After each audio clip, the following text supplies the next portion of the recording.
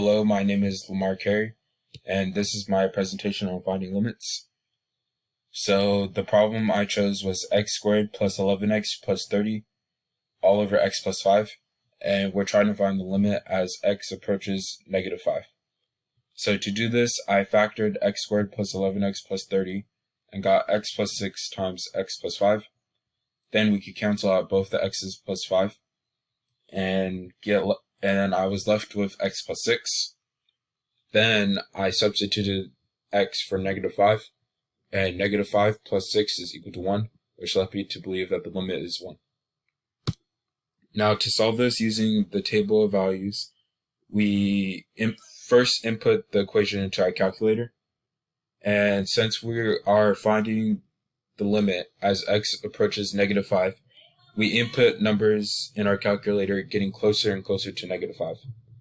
So as you can see, I inputted numbers going from the positive side, or the right side, and it started with negative 4.9 and got closer and closer to 5.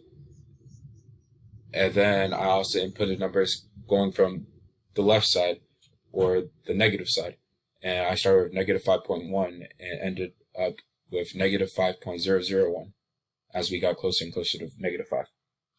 And from the outputs, we can see that the numbers on both sides both get closer and closer to 1, leaving me to assume that the limit is equal to 1. Now to solve this using Desmos, I first inputted the equation to Desmos, x squared plus 11x plus 30 all over x plus 5, and I also inputted a line, x is equal to negative 5, to see where we're trying to find the limit.